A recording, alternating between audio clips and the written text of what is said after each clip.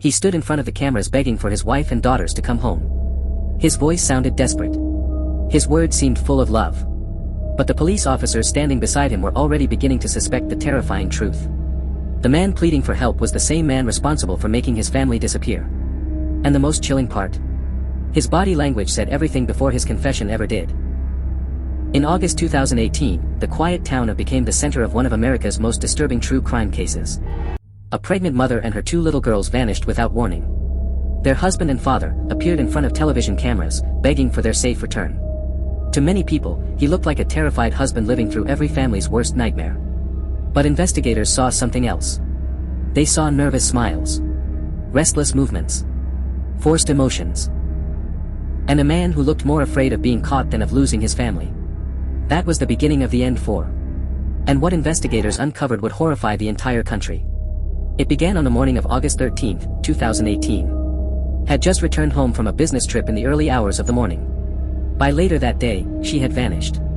When she missed an important doctor's appointment and stopped answering her phone, one of her closest friends knew something was terribly wrong. Shanann was pregnant. She was organized. She stayed in constant contact with the people close to her. Disappearing without explanation was completely unlike her. So her friend called the police. At first, officers believed they were responding to a missing person case. But the moment they entered the Watts family home, the scene felt wrong. Shanann's purse was inside. Her phone was left behind. Her medication was still there. Her car sat in the garage. There was no sign that she had willingly left. And there was no sign of the children either. Bella and Celeste were gone. The home was quiet. Too quiet. It felt like the family had vanished in the middle of everyday life. Then officers met Chris. At first glance, he seemed cooperative. He answered questions calmly. He explained that he and Shanann had an emotional conversation that morning. He claimed she left with the children after he told her he wanted to separate. But his behavior immediately raised red flags. His tone was calm, but unnatural. His face showed concern, but it seemed forced. Instead of looking terrified for his missing wife and daughters, he looked nervous about the investigation. And police body cameras captured every second of it. As officers walked through the house, Chris kept talking. He gave long explanations nobody asked for. He smiled at inappropriate moments. He crossed his arms defensively. He swayed nervously. To the average viewer, it might have looked like stress. But to trained investigators, it looked like fear. Not fear for his family. Fear of discovery.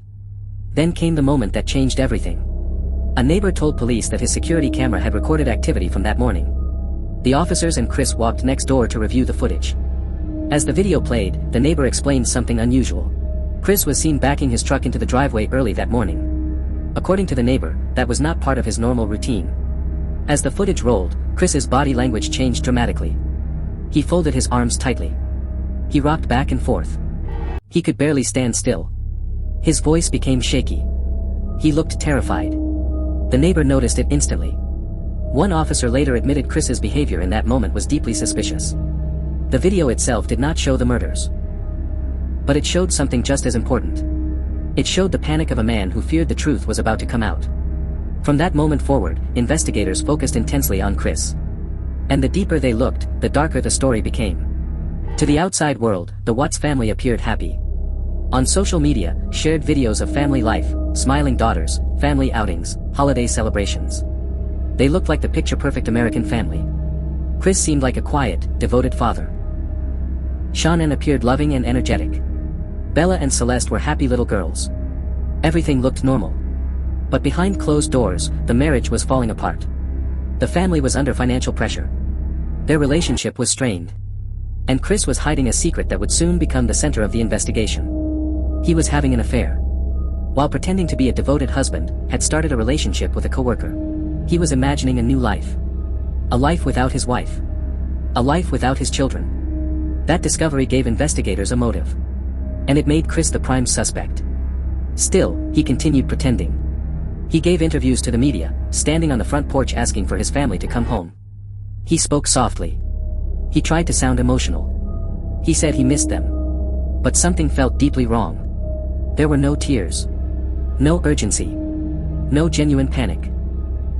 Millions of viewers later watched those interviews and felt the same thing. His words sounded right. But his emotions did not. Investigators needed proof. So they asked Chris to take a polygraph test. He agreed. He walked into the room calm and confident. He said he had nothing to hide. The examiner asked simple questions. Did you hurt your wife? Do you know where your family is? Did you lie to police? Chris answered no.